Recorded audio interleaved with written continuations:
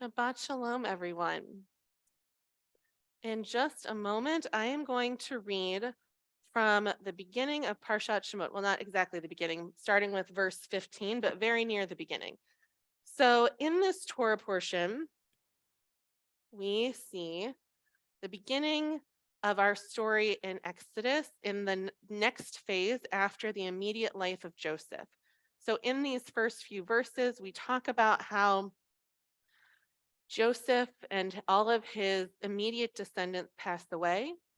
And then a new Pharaoh rises up in the land of Egypt who doesn't know Joseph and doesn't know his story and doesn't know all of the things that Joseph did for the Egyptian people. And so, looking at the numbers of the Israelites who had grown and been fruitful and multiplied, they are scared of them. And it seems that the best way to make sure that they're on their side would be to enslave them because they are worried that when they are in war and when enemies come, that the Israelites will rise up against them. And as we talked about in Torah study, it seems it would have been more, it would have made a little bit more sense if they would have tried to say, what would make you feel at home here so that we could have, embraced you and made sure that if the time came that we were at war, that you would want to be part of this community. But instead, they say, nope, let's make them slaves. And then Pharaoh issues this decree. So I'm going to read a little bit from verse 15, and then starting there, and then we are going to talk a little bit about what we learn in those verses. So I'd like to ask if we can all take part in the Aliyah together. So on 3, we'll start. Achad, Shtayim, Shalosh. Baruch hu Adonai Hamvorach. Baruch Adonai Hamvorach le'olam va'ed. Baruch atah Adonai Eloheinu melech haolam. Asher bachar banu mikol ha'amim. V'natan lanu et Torato. Baruch atah Adonai noten haTorah.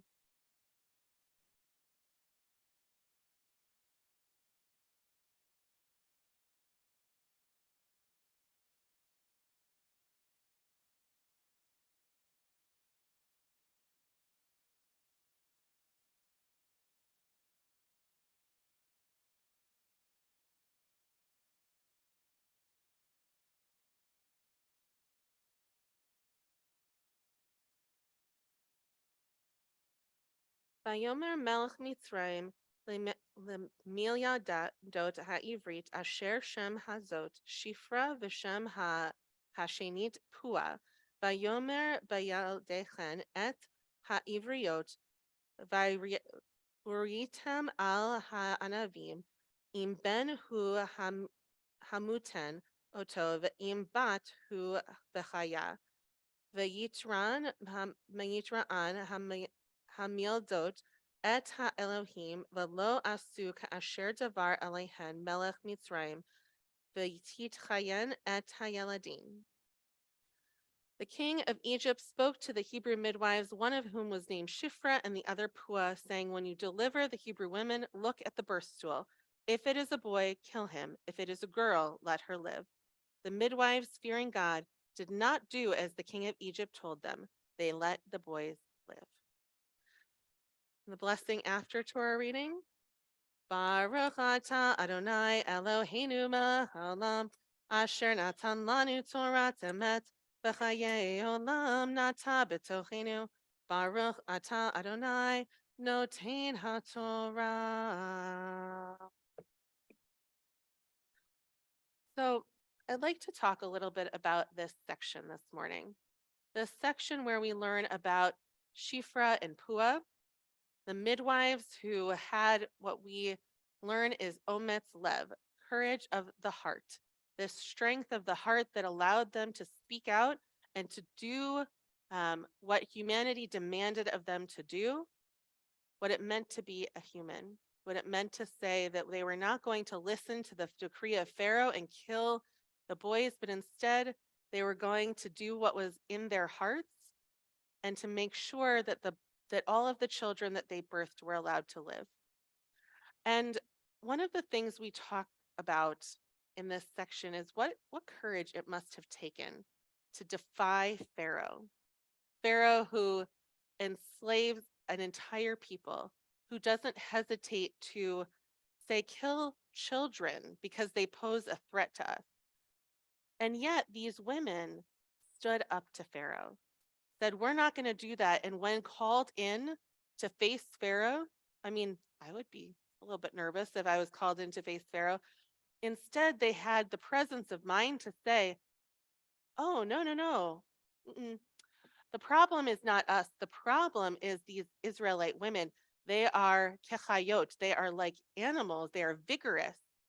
And they give birth so quickly that by the time we get there, it's done. We don't have any choice in the matter. And Pharaoh, as you know, reveals a level of foolishness here, because obviously not knowing anything about childbirth says, oh, okay, that makes sense, right?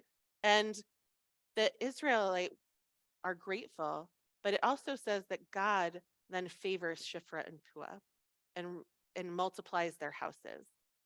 Now there's lots of debate about if Shifra and Pua are Egyptian women, or if they're Hebrew women, or if they were Egyptian women who then embraced the Israelite culture. But the questions become, what does it mean, and does it matter? Does it matter if they are Israelite women or Egyptian women? It takes ometz lev, courage of the heart, either way. It takes the strength to say that we are going to do what's right, not just what we are told. And as we think about this cultivation of ometz lev, this courage of the heart, which is a musar practice, we have to think about what is the spectrum of which that trait is cultivated. When we know in our hearts that something is right and that we should do it, how do we know that we are doing it for the right reasons? How are we called to be like Shifra and Pua and yet know that we're doing it not for fame or for glory, but because it is actually the right thing to do? So I'd like to read a little section of this social justice Torah commentary that I think helps give me, or not social justice Torah commentary, Musar Torah commentary, excuse me, that helps give me a little bit of insight as to the things I need to think about, and I hope might give you some insight about what you might think about as you make these kinds of decisions. Rabbi Amy Eilberg says, on the other hand, the call for justice can be an adrenaline surge, a rush of angry energy born of psychological components disconnected from the people on whose behalf we wish to act. When we are driven by impulsive boldness that is unsoftened by the energies of the heart, we run the risk of crusading for our own glory rather than for the greater good. Such boldness is propelled by our own needs rather than devotion to God's desires for the world. Discerning the path of ometz lev, courage born of love and devotion, is a delicate dance for us, especially in times when moral challenges surround us. But the tradition gives us models and directives to guide our determination to boldly do our part in creating a more just and loving world. And so I invite us to consider this on this Shabbat. We often talk about the brokenness of the world, the need to stand and act and to know how to discern what is right and what we are called to do. And in those moments, I hope that we look to Shifra and Pua. I hope that we look to these women that oftentimes are overlooked in the story of the Israelites' escape from Egypt. We talk about Moses and Miriam and Aaron and how courageous and wonderful they are. And they are courageous and wonderful. But there are people that discerned for themselves the right path to take, had the courage of heart, knew the way that was going to help humanity, not for their own fame and their own glory, but because that is what the world demanded of them. That is what God demanded of them. And most importantly, it's what they demanded of themselves. So as we look at the world around us, noting the brokenness, noting all of the ways that we are called to fix it, I hope that we remember the names Shifra and Pua and allow them and their courage to guide our courage. Shabbat Shalom.